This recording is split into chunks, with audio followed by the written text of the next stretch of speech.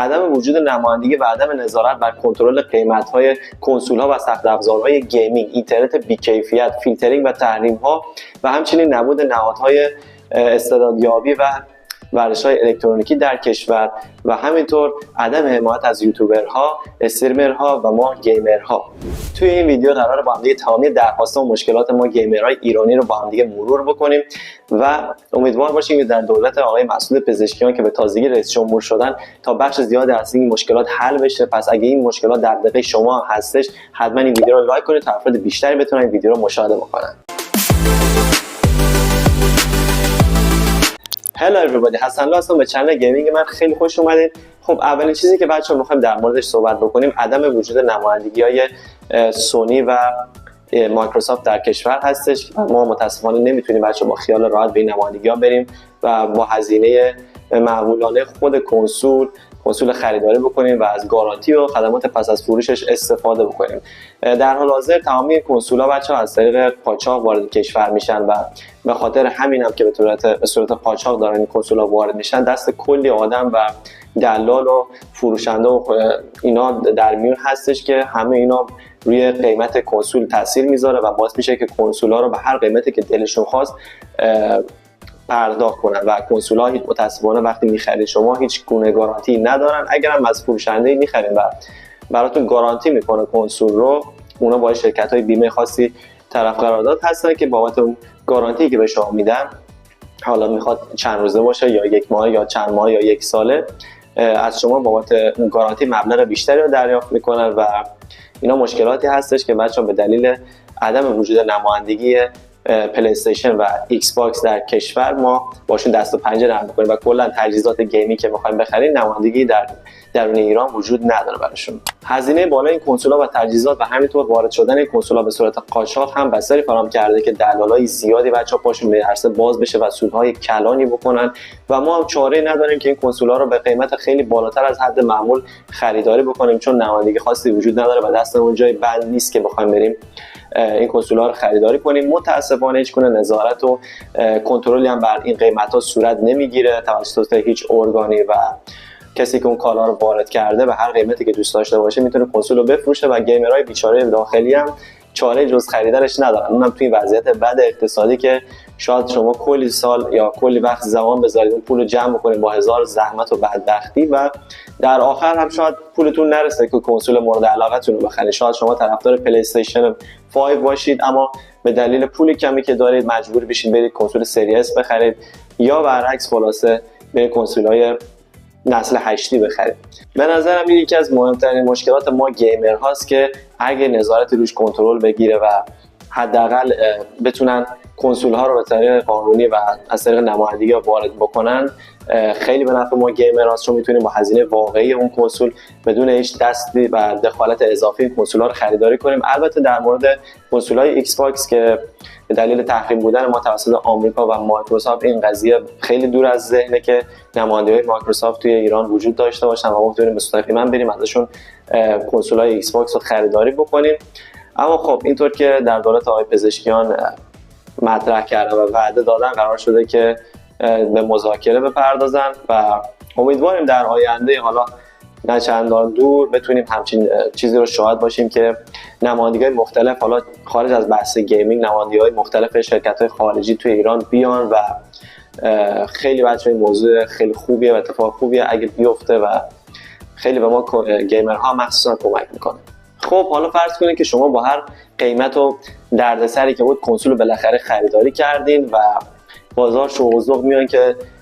با دوستاتون چند از آنلاین پلی بدید و اینجاست که بچه‌ها شما می‌بینید که مشکلات متاسفانه همچنان گیر ما گیمرها هستش و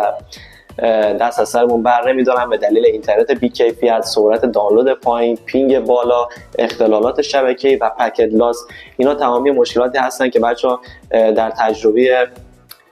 ما در بازی‌های مولتی پلیئر و آنلاین که امروزه خیلی بچه‌ها بازار داغی دارن و همه دوست دارن با دوستاشون پلی بدن، بازی مختلف رو با دوستاشون و افراد دیگه تجربه بکنن و همینطور بچه‌ها عدم وجود سرورهای بازی‌های محبوب درون کشور، تمامی موارد بچه‌ها باعث میشه که تجربه ما از بازی‌های آنلاین خیلی بی‌کیفیت بشه و تو ذوق بزنه و این هم مشکلی است که همیشه گریبانگیر ما گیمرها بوده و هستش و قطعا شما هم با این موضوع دست و پنجه نرم می‌کنید. از طرف دیگه هم بحث فیلترینگ اینترنت و فضای مجازی هستش که این موضوع هم بچه‌ها خیلی مشکلات زیادی رو به وجود میاره که البته باز هم در دولت جدید آقای پزشکیان اعلام کردن که با فیلترینگ مخالف هستن و امیدوارم که به زودی هم این فیلترینگ های واقعا بیجا رو برطرف بکنن و باعث بشه که بتونیم تجربه خیلی بهتری حالا خارج از گیم و کنسول ها در فضای مجازی داشته باشیم و به راحتی بتونیم که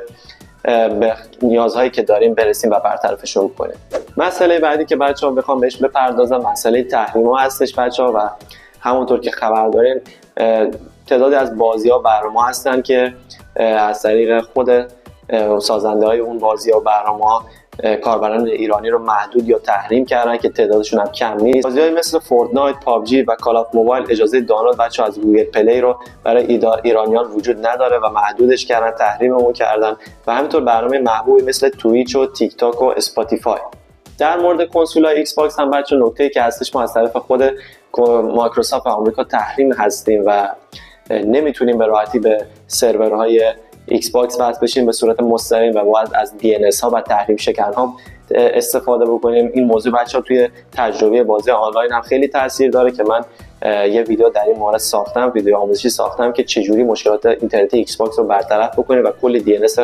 خوب و مختلفو که کار میکنن براتون توش گذاشتم که لینکش این بالا براتون میذارم، حتما بریم ویدیو رو هم ببینید، قطعا به کارتون میاد. ولی خب از طرف سونی این مشکل وجود نداره و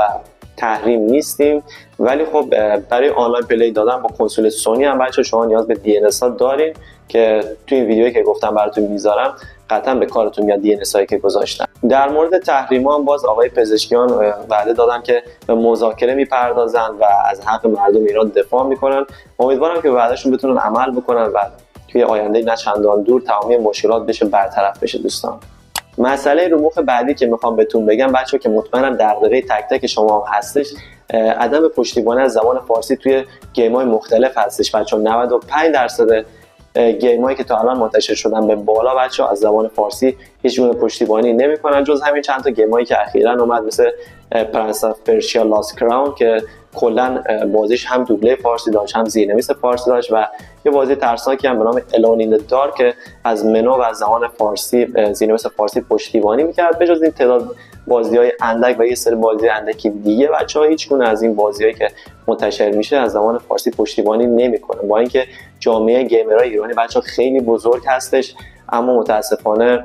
به همون دلایلی که عرض کردم به دلیل تحریم بودن و همچنین عدم بچه‌ها رسیدگی مسئولین و بی‌اهمیت بودن این موضوع براشون باعث شده که تا الان زبان فارسی که زبان بسیار جامع و کاملی هستش و توی دنیا کلی فارسی زبان هستش بچه‌ها توی بازی‌های ویدیویی وجود نداشته باشه، اونم در وضعیتی که زبان‌های عربی، زبان‌های ژاپنی، ترکی، حتی چینی و کشورهای همسایه زبان‌های مختلفی دارن. اکثرا توی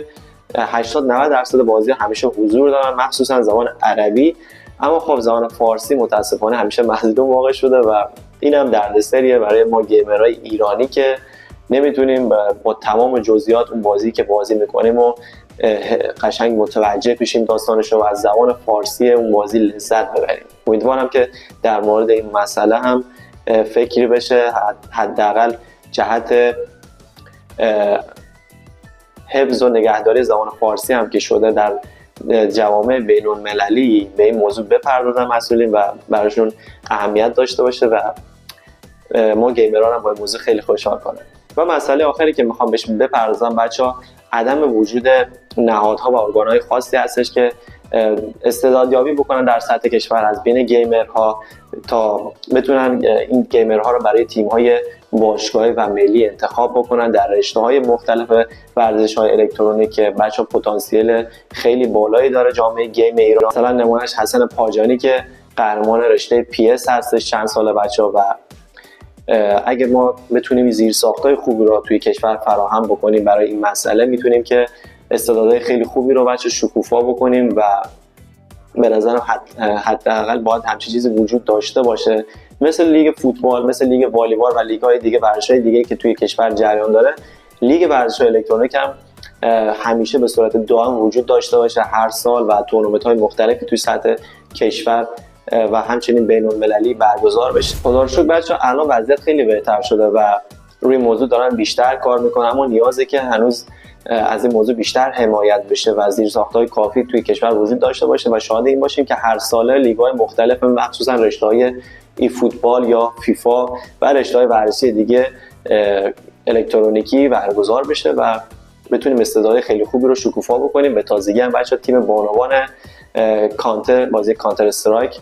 ارزم به حضورتون موفق شدن که مقابل تیم بحرین با قاطعیت پیروز بشن و به مسابقات آسیایی راه پیدا بکنن که خیلی اتفاق خوبیه. امیدوارم که شاهد این اتفاقا بیشتر باشیم